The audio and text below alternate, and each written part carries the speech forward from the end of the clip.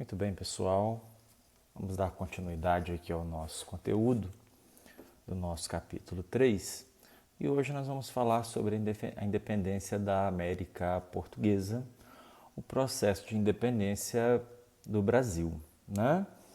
E antes de a gente começar aqui como está no nosso material, cabe assim fazer uma observação importante, porque a independência do Brasil, falando em termos de independência dos países da América, ela acontece de forma diferente, de forma atípica. Os historiadores convencionaram chamar a independência brasileira de Revolução Conservadora, porque ela vai na contramão, ela acontece de forma bem diferente do que as outras independências dos outros países da América, das colônias da Espanha, por exemplo. Por que uma independência que é chamada de Revolução Conservadora? Por que Revolução Conservadora? Porque praticamente nada se alterou com a independência do Brasil. O Brasil apenas somente passou a ser um país livre, independente de Portugal, mas não tivemos assim nenhuma mudança significativa na estrutura política, na estrutura social, na estrutura econômica do nosso país. Ou seja, o Brasil de antes permaneceu o Brasil de depois da independência, permaneceu do mesmo jeito, né? E não tivemos assim conflitos armados também, né? Como acontece, nós vamos ver nas independências dos países da América Espanhola, né? Então, a independência do Brasil, como nós vamos ver, ela vai se desenrolar de forma que ela vai parecer mais um acordo entre as elites, a elite do Brasil, a elite, a classe dominante do Brasil e as cortes de Portugal, né? E o povo brasileiro, né, o povão, a massa, ele foi colocado de lado, ele foi excluído e alienado desse processo, viu, turma? E, assim, sintomas que nos fazem afirmar sobre a Revolução Conservadora. Primeiro, a monarquia continuou a ser a forma de governo existente no Brasil, enquanto em todos os outros países, na maioria deles daqui da América, eles adotaram a república, regimes mais democráticos de governo. Então, o Brasil, antes da independência, ele era regido por uma monarquia, continuou a ser regido por uma monarquia depois da independência. Outra coisa que também nos faz pensar assim nesse sentido, né? De acordo com essa análise aí dos historiadores, nós não tivemos mudanças sociais e econômicas. O Brasil continuou a ser um país que exportava gêneros agrícolas, né?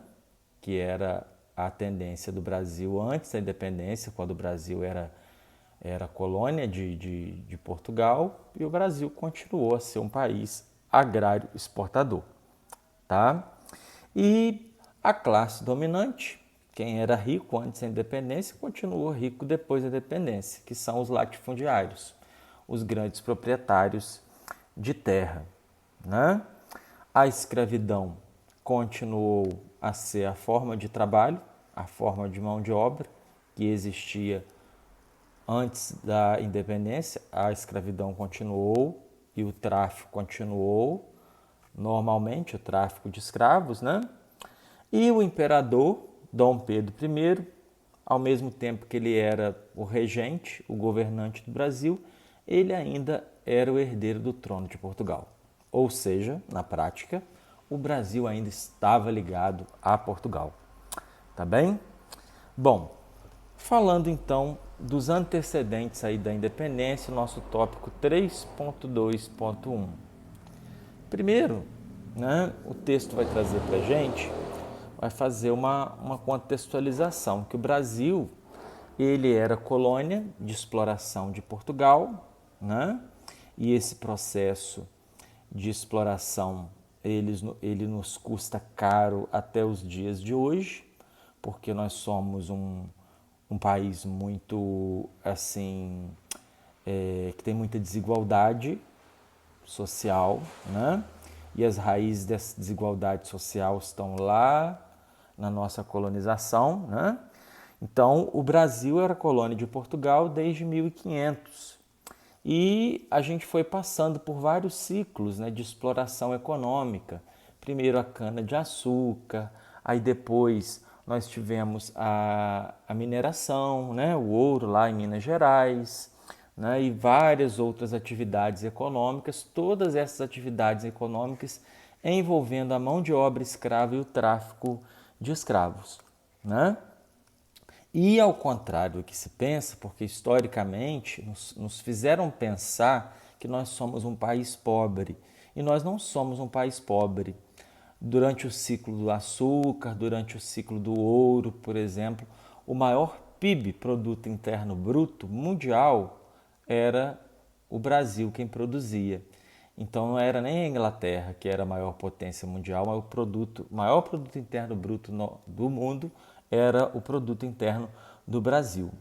E aí no final do século XVIII, né, aquela dupla revolução que vai acontecer na Europa, né, a Revolução Industrial e a Revolução Francesa, elas vão repercutir aqui no Brasil, elas vão causar consequências, como nós falamos na parte introdutória do capítulo. Né? A Inglaterra vai querer uma América livre para vender e comprar, né? E a Revolução Francesa ela vai trazer os ideais de liberdade, igualdade, fraternidade e fora a bagunça que Napoleão arrumou lá na Europa com as guerras, né? Quando a França invade a Península Ibérica, invade a Espanha, invade Portugal, e isso traz consequências que estão diretamente ligadas à nossa independência. Né?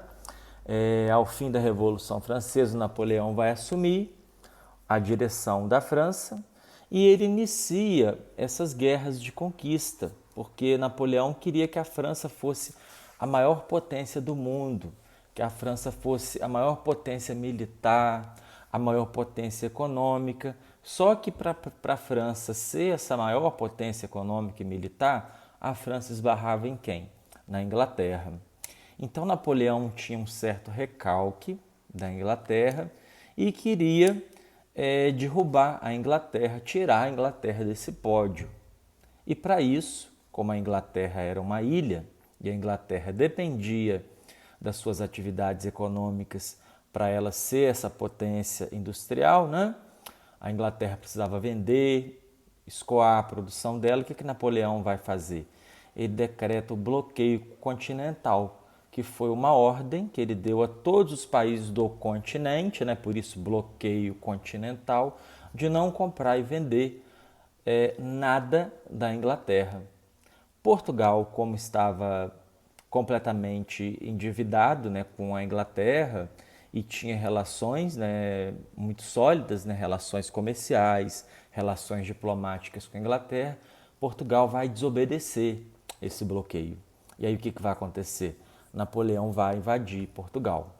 E aí, numa manobra, né, numa das maiores manobras da história, o que a Inglaterra faz? A Inglaterra faz um acordo com Portugal e transfere toda a corte portuguesa, mais ou menos 15 mil pessoas, no ano de 1808. A corte portuguesa chega aqui. Toda a família real, todo o tesouro real, a biblioteca real, tudo, juntamente com todas aquelas pessoas que eram da nobreza portuguesa. Né? Então eles chegam aqui em 1808, né? E o que significa essa chegada da corte aqui ao Brasil? Que o Brasil passou a ser a sede do Reino de Portugal. E isso também significa que a partir de agora estava acabado o pacto colonial, pois agora o Brasil não era mais uma colônia, o Brasil podia importar e exportar de quem ele bem entendesse, coisa que era proibida antes com o pacto colonial, né? Que existia aquela questão da exclusividade. E a Inglaterra apoiou isso tudo, logicamente, né? Escoltou a corte e trouxe a corte portuguesa para cá porque era interessante, né? A Inglaterra não era boba nem nada, ela queria o Brasil livre para ela lucrar, né? Vender os produtos industrializados, né? Em 1814, Napoleão vai ser derrotado lá na Europa, tá? E ele vai perder o controle, né? Da França a Revolução da França, a Revolução Francesa meio que deu uma abafada, uma acalmada, né? E só que a família real portuguesa resolve continuar aqui no Brasil, né? A família real decide permanecer. E aí foi tomada uma atitude por Dom João VI de elevar a categoria do Brasil a Reino Unido, a Portugal e Algarves, que era uma península lá, uma parte de Portugal, né? Só que as guerras para expulsar Napoleão deixaram as contas de Portugal no vermelho e as cortes portuguesas queriam que o país voltasse a ficar novamente no azul e começaram a organizar todo o movimento lá em Portugal, né? Que eclodiu em 1820, que foi, que ficou conhecido na história como a Revolução Constitucional do Porto, onde as cortes de Portugal, a nobreza de Portugal, exigia o retorno imediato da família real para Portugal e exigia também que o rei, né, jurasse obedecer a uma Constituição, porque a gente não estava mais vivendo os tempos de absolutismo desde o Iluminismo e de a Revolução Francesa, né, minha gente, como nós estudamos. Então, Dom João VI teve que retornar para Portugal e ele teve que jurar a obedecer essa Constituição. Então, Portugal passava a ser uma monarquia constitucional. E fora isso, as intenções da corte portuguesa eram de que o Brasil retornasse à sua condição de colônia, de exploração de Portugal, para tirar Portugal daquela situação complicada que Portugal estava vivendo, né? Então, Dom João VI voltou e deixou aqui Pedro de Alcântara, que depois a gente vai conhecer, vai ficar conhecido como Dom Pedro I, ele fica aqui no Brasil. Bom, falando agora do processo de independência, né? No tópico aí 3.2.2. As cortes de Portuguesa, elas exigem o retorno do Brasil à condição de colônia, porque elas querem explorar, querem o Brasil novamente naquela condição subalterna, naquela condição de vaca, né? De galinha dos ovos de ouro, né? Perdão, de Portugal, né? De vaca que vai dar o sustento, de vaca leiteira, né? Que vai dar o sustento de Portugal. E aí, imediatamente, as elites brasileiras ficam descontentes, né, com essa situação, porque as elites brasileiras não queriam mais retornar à sua condição, porque, veja bem, agora, né, os brasileiros podiam comprar e vender, estavam lucrando mais, né, nas transações comerciais, então não fazia nenhum sentido ao Brasil voltar a ser uma colônia de Portugal, tá bem? E nisso surgem dois grupos políticos, a gente não pode falar ainda em partido político, mas eram grupos de tendências políticas aqui no Brasil, que começaram a manifestar a sua opinião sobre essa questão do debate político, né? Então surge o Partido Português e o Partido Brasileiro. O Partido Português era composto principalmente de pessoas importantes, portugueses da nobreza que viviam aqui no Brasil, que desejavam a volta do Brasil à condição de colônia. E o Partido Brasileiro queria a independência, a separação. Tá? Ao mesmo tempo, estavam acontecendo aqui, no entorno do Brasil, as independências da América Espanhola, dos países da América Espanhola, né? E essas independências, elas aconteceram por processos bem diferentes do processo brasileiro, como eu falei com vocês no início, porque lá o povo participou, lá teve guerra, né? E como o povo participou, né, os indígenas, os escravos, lá a gente verifica o quê? Que a independência ela veio acompanhada de transformações sociais, como o fim da escravidão, por exemplo. E as elites aqui do Brasil queriam fazer a sua independência, mas queriam manter os seus privilégios, queriam que a sociedade continuasse intacta do mesmo jeito que ela era antes da independência. Que é aquilo, né? Eu quero independência, quero liberdade, quero igualdade, fraternidade, mas para mim, não quero para o outro. Só serve se for para mim, né? Então isso causava um certo medo, um certo espanto e uma certa angústia nas classes dominantes brasileiras, né? Porque aquilo estava acontecendo bem aqui perto, né, nesses países. Então vai ter independência, só que sem a participação do povo, porque o povo tem que ficar ali explorado, né, no lugar que ele está, naquele lugar subalterno, naquele lugar de exploração, né?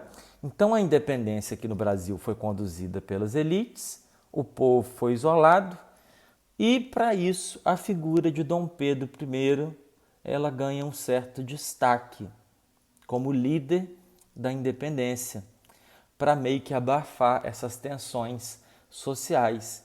Então eles jogaram no colo de Dom Pedro essa responsabilidade, né, por conduzir o processo de independência, de liderar o processo de independência, para que o povo não aproveitasse esse momento para fazer nenhuma transformação na sociedade, né?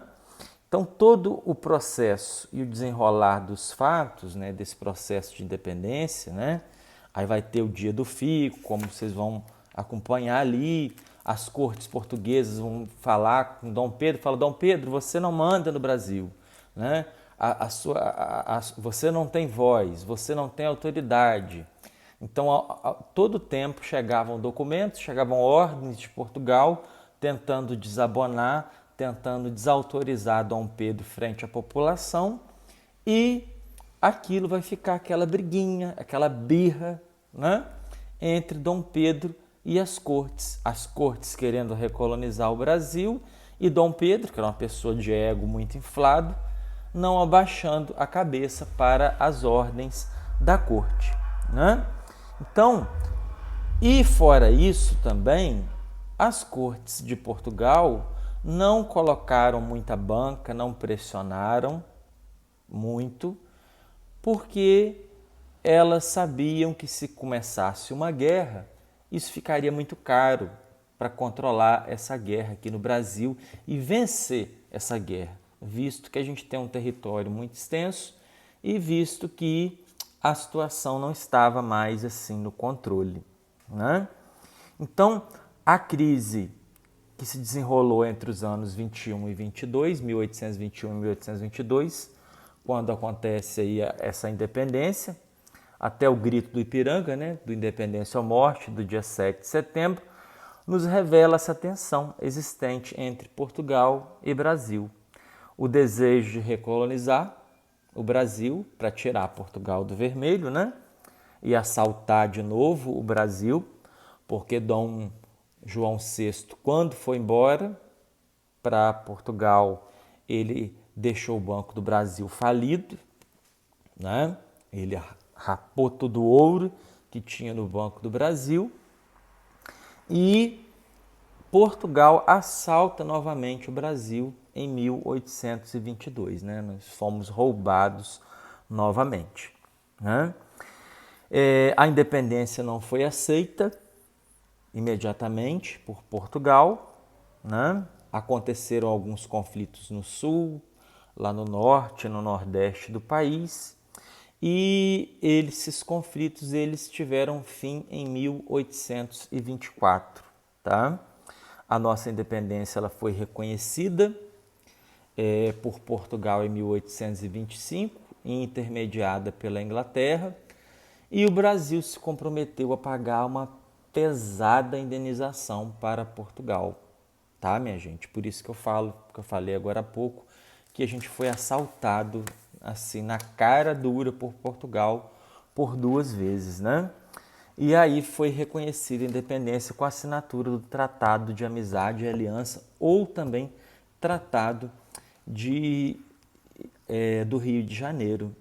E aí nós temos aqui, ó, na página 41, uma conclusão, né? Que é assim, é muito esclarecedora, que eu queria fazer até a leitura para vocês, ó. Assim, ao contrário do ideário das independências de outros países americanos e da Revolução Francesa, e contra as ideias do Iluminismo, várias estruturas políticas e socioeconômicas foram mantidas com a Declaração de Independência Brasileira, ou seja, o Brasil ficou intacto. O mesmo Brasil congela antes da independência, ele continua o Brasil de depois da independência. Em que sentido? Com os latifúndios e a produção voltada à exportação de gêneros primários, a escravidão e o tráfico negreiro, sem contar o modelo de governo monárquico e a aristocracia brasileira, mantendo assim os privilégios das elites brasileiras em um processo que exclui as camadas e os direitos populares. Eu não sei se vocês interpretam, né? Mas isso aqui diz muito sobre quem nós somos hoje, né? Sobre o nosso país de hoje, onde a nossa grande maioria da população é excluída e governada por uma elite, né? Corrupta, uma elite não, né? Classe dominante, né? Que elite pelo menos tem letramento, tem cultura, tá bem? Então, gente, é muito assim frustrante o nosso processo de independência se a gente comparar ele com os processos de independência da América Espanhola, que nós vamos ver na sequência, devido a essa falta de participação popular, né? E isso diz muito sobre quem o nosso país é hoje, tá bem? Vamos ficar por aqui e até já.